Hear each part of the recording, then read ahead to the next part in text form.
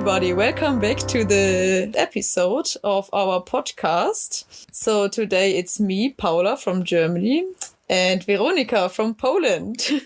Hello. Today we will talk a bit about around the question, what is the right age to volunteer with? So we already talked about a lot of other topics, like what did we actually do, the feeling of returning home, but it's also an interesting question of the age. So the European Voluntary Service, or as it's now the European Solidarity Corps, is from the age of 18 to 30, yeah. And everybody can participate, of course, if it's within this age range. But it's still very different. So I did my volunteer service when I was 18, but I lived, for example, together with a girl. She was from Italy and she was already 30. So it's a big variety. And today we will talk about a bit what are the advantages and what are maybe the disadvantages. Yeah. Well, I also did my EVS in my 30s, as just like your friend. And actually, the deadline for my project's application was exactly on my 31st birthday. So it was, what you may call a last-minute EVS, which was, by the way, preceded by 2 years of very intense search for the right project. So I think it's very interesting perspective on what is the right way to approach. Like, is there a best age for EVS or EEC project? What do you think? Yeah, I think maybe that's also one of the plus point of these ESC experience, that you get in touch with a lot of people from different backgrounds, but of course different ages. So that's pretty cool. And me personally, I enjoyed it a lot. That I could meet not elderly people, no, that's the wrong word, but older volunteers than me and volunteers who were the same age. So as I said, mostly the Germans are the youngest, because it's really common in Germany to do voluntary or gap year after you finished high school. So with the age of 18 or 19, depends. But normally, yeah, I was the youngest, I think all the time. But I kind of enjoyed it a bit because I could profit from these various experienced other volunteers did already. And for me, it was also, I didn't feel that much this age gap when in my flat or at the project. So at least that's some of my experience. Yeah, so I think, I don't know whether there's a best age to volunteer with. I would say no, because go for it. It's no age limit except these 30 years. Yeah. And how about you? What do you think? Or how did you feel being maybe the oldest in your project? Yeah, I was. And actually, I never met any other volunteer my age, which was kind of funny. But I volunteered with 3 other girls, of which 2 were actually 18 and both German. And they actually introduced me to this concept of we do it when we're 18. And every other German volunteer I met was exactly 18. So it must be a thing. The other girl was from Turkey and she was also younger. She was 23 at the time. But we get on very well, and I was actually surprised that we connected this easily. There was no age gap that we could feel, and I think we had a lot of fun together. Looking back, I think it was absolutely amazing. I would say that there are definitely advantages and disadvantages to both of the situation. For example, I know that my 18-year-old self would never be ready to do an EVS. I was so focused on going to the university that I would never even think about doing anything else. And it was actually that a friend of mine did her EVS in Belgium while I was studying. And then I always thought that I should do it as well at some point because it looks like a lot of fun. But I actually was career focused and remained that way for most of my 20s because I started working before even graduated with my bachelor's degree. And then at the age of 28, I was like, okay, now's the time. And I spent 2 years, researching, looking for a perfect project with the perfect location and duration and activity. And I'm pretty sure that if I were to do that when I was younger, I would just grab the first available project and go to whatever it take me, which would also be a great adventure for sure. But I think it's just that you approach the subject from different perspectives in a different time of your life. But I don't believe that there's a right. I don't think there's a wrong way to do it. Yeah, there are just only the right ways, because I think ultimately you're gonna end up with a great experience one way or another. Yeah, I agree. So also like exactly what you are saying. It's you have different perspective depending on your age, of course, because with the age of 18, it was my very first experience from, like, apart from home. I was living on my own for the very first time abroad. So I think it's different when you're maybe 20 or 25, 30, because then you already experienced how it is like living on your own without your parents, working and do the things on your own. But for me, yeah, it's kind of funny because for example, my grandma, when I returned back, she said, "Oh, you didn't change at all, but you were abroad. How can it be?" Like, and I was telling her, yeah, maybe it's not so different, because in Germany or in Hungary, so I did my EVS in Hungary. I didn't say it before, but in Germany or in Hungary, it's the same thing. So it's the very first time I do some things on my own, live alone for the first time. And like, abroad or not, it's the same experience, I would say, my opinion. Yeah, but it's very different. And for me, what is an advantage, like, to do the EVS or ESC right after high school? So first thing why I did it right after high school was because I didn't know what to study. And so I thought, oh, okay, this gap year, it's maybe 1 year plus, and I can think about and I can find a bit, what do I like, what do I want to study after, or whether what I want to do at all. So that was maybe the main reason I made this. I went for my EVS right after high school. It's funny because you said you weren't prepared for a year abroad after high school, but me personally, I felt like I wasn't prepared for studying right after high school, because I thought, like, I didn't see anything of the world. I was just in school, and now I should go to university. No.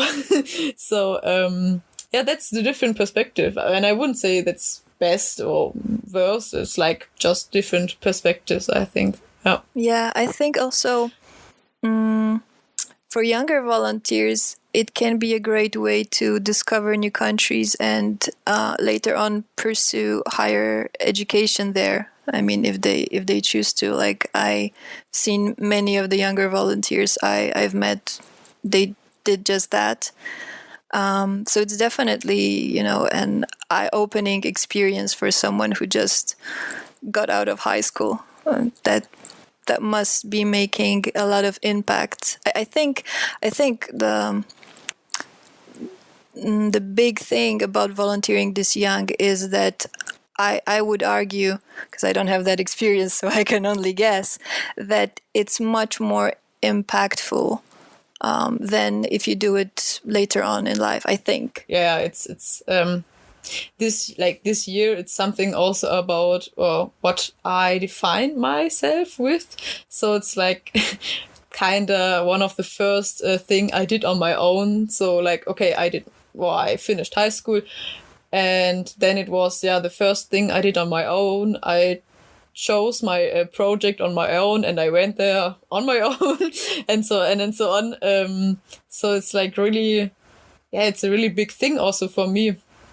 That's totally true, and I'm very happy that I did it actually in that with that age, because it was also like the first the first step for my career, let's put it like, because now I'm studying European studies, which is a mix of politics and cultural science. And without this experience in Hungary, I wouldn't have chosen it, I think. Maybe, but it had a big impact on my career plans and also about my maybe future job plans. But I would also I see also the advantage of doing volunteer experience with age of 20 or 30. And what I think it's really useful for the hosting organization, because when you are like 25 or something, you already studied something and you already have knowledge with something, and this could be very useful for the hosting organization, because you can help them in another way I would do with my 18 years. So that's was it the case in your project? Well, I volunteered in France. I also didn't say it up front, so bringing it in now. And actually, my volunteering duties were a lot like my profession. I mean, I'm a photographer, and I was responsible for video and photo documentation of the events we were doing, as well as some graphic design occasionally. And that's pretty much what I do. So it was a lot like sort of, vacation from my adult life, but still with the elements of my work, just serving a different purpose. And that I enjoyed it a lot, because, I also got all of the other benefits that volunteering life gives you. So it was great, but I can't say that I've learned anything new in the as for my skill set. As far as my skill set goes, not really. But well, I traveled a lot and met a lot of people, so I still think it was worth it and amazing. And I've been also thinking it could be a good idea to volunteer either after you graduate or between your bachelor and master degree.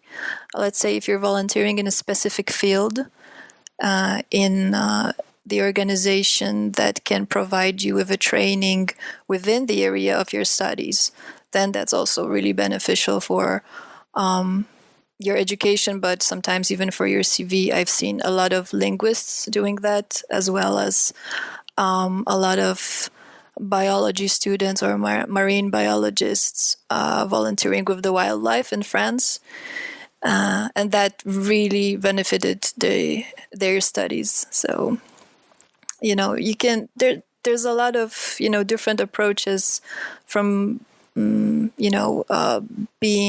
an 18-year-old who gets to see the world and learn so much about new country, new culture, but also about themselves. And then a student who has some sort of idea of what they want to do in life, and then they can pursue that wherever they volunteer. Or like me, kind of have your career going already, being a graduate with a master degree, but just enjoying themselves, doing something that they already know how to do, but making it for some organization that needs those skills. So I suppose every age, it's a good age. Yeah, I agree. Like, of course, it's different circumstances and different impacts you have with the different age. That's for sure. So maybe, or what I was thinking, I could maybe do another volunteer year, but let's see. After my bachelor degree and before my master degree, and what you were saying, maybe also in the field I would like to work, because this is a great experience. Still have the fun of volunteering, but also improving my career skills or personal skills. So I think if you would like to work on your career plans, maybe between bachelor and master degrees, it's really useful. Yeah, that's true. So wait. Sorry, I didn't want to interrupt you, but I just wanted to get this straight. So you did like a short-term volunteering in your you're still left with, you can still do EEC, like the long term? No, unfortunately not. So I did 1 year long term, so I can't do another ESC, which is very, very sad. Although I really would like. But there are also other kind of volunteer. For example, like in Germany, there's the German program of the ESC. Although, in my opinion, this is one of the best opportunities. But maybe another, because maybe we can explain that in total you're allowed to do maximum 12 months of ESC volunteering, and you can either make a short-term volunteering, I think up to 2 months, and then do another volunteering up to 10 months exactly. But if you do 1 year as I did, you're not allowed to do another one. Yeah, I did 7 months, so yeah. And I'm too old now, so I was too old at the day I started, so so that's okay. But let me ask you, looking back, do you think that you came across some obstacles, or you were in a situation during your volunteering which you would now handle differently because now you're older and you know better? Mm-hmm. That's a very good question, because of course not everything is like cool and super nice and so on. So what I felt, I was working in primary schools as a German assistant teacher, and I just graduated from high school, and now I was like a teacher, which is like from like in the classroom to the front of the classroom, which was a bit strange in the beginning, like the first year. It was like, didn't feel right to tell the students, you're not allowed to do that and that. And maybe when you're older, this is a bit easier. Also, the older students respect you more, because if you're not just 18, but like 25 or something, the students see, okay, he or she is like older, a lot older than me. So they respect you more. And of course, with 18, you're not that experienced in like speaking in front of a class. Or it depends on your personal way of life and your personal skills. But yeah, that's the one thing I think. Like in schools, it can be a benefit if you're a bit older and much more experienced. And then, but I think that's a general thing that sometimes I felt, or in my flat, sometimes I felt not at the same level as the older volunteers, because they saw me as, the little German girl, which was a bit like, sometimes a bit annoying. But after a time, it went well. So when I said something or did something, they saw, okay, she might be 18, but she's not that little and not the small kid, but already a bit experienced. So yes, that might be the two obstacles. But in general, what I really liked is in our flat, although, for example, my co-volunteer, she was 30, I didn't feel this age gap. That was pretty amazing. Also, other volunteers, they were 25 or something, and we went along pretty well. That was really amazing. I thought, oh God, 30 years, that 20 years or 10 years more than me. But it went on really, really well.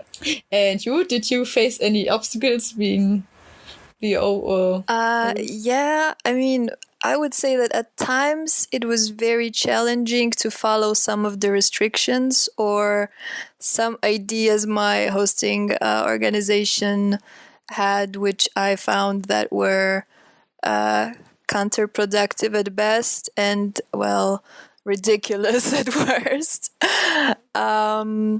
So it was very hard to comply to some of what they wanted me to do at times when you know you're an adult and you're like, no, I'm not. I'm 30. Come on, like no, this is not how it's gonna go.